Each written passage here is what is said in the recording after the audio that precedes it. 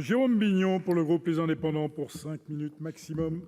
Merci Monsieur le Président. Monsieur le Président, Monsieur le Ministre, mes chers collègues, nous étudions cet après-midi une nouvelle fois la proposition de loi prévoyant la création de ce statut de citoyen sauveteur qui permet de renforcer la lutte contre l'arrêt cardiaque.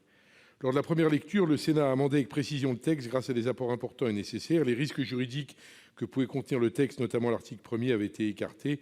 Il s'agit en particulier de la mise en place de garanties de protection juridique et de sécurisation du citoyen qui sauve.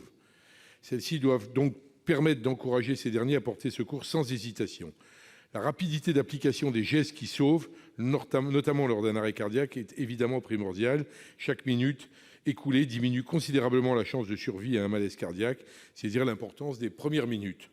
Je peux d'autant plus en témoigner que je me suis moi-même engagé dans une démarche visant à atteindre cet objectif à travers l'utilisation de l'application Sauve Life, lancée en 2018 et que j'ai connue ici au Sénat grâce à une réunion organisée par une de nos collègues sénatrices de la région parisienne, très mobilisée pour assurer le développement et la promotion de cette application.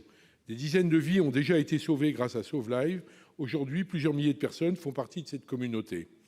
Grâce à cette application, les sauveteurs amateurs, géolocalisés dans un périmètre restreint, sont alertés par leur téléphone portable pour venir en aide à une personne en situation d'arrêt cardiaque. Figurez-vous qu'il m'est arrivé d'être sollicité, alors que même que j'étais en réunion ici, dans la salle Monory, j'ai été alerté pour venir en aide à une personne qui résidait dans un immeuble de la rue Madame, à 500 mètres d'ici. Je suis arrivé sur place en même temps que les pompiers, mais avant le SAMU.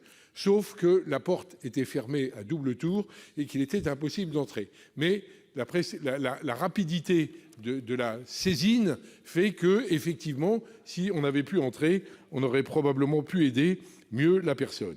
On peut arriver très rapidement sur les lieux, porter assistance à la personne, parfois avant l'arrivée des secours, évidemment, mais il faut néanmoins saluer le talent de nos secouristes.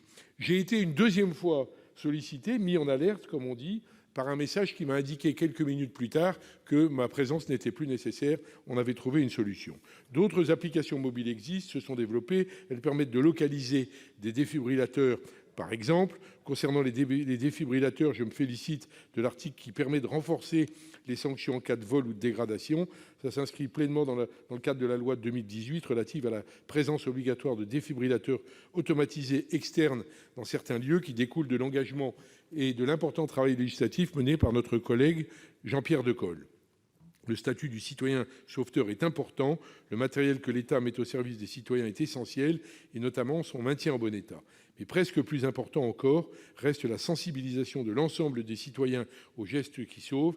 Une fois sur place, afin de porter secours, il faut être capable d'effectuer les bons gestes. Mais là encore, le téléphone portable est quelque chose d'extraordinaire. Il ne faut surtout pas stresser dans l'angoisse de ne pas faire les bons gestes, car votre téléphone portable vous guide dans les gestes à accomplir et vous n'avez qu'à faire ce que dit le moniteur qui est en lien avec vous. Sur ce sujet, la commission des lois a justement souligné que la réintroduction de certains articles avait pour conséquence de faire doublon avec certaines dispositions déjà satisfaites ou dont le caractère pouvait être réglementaire.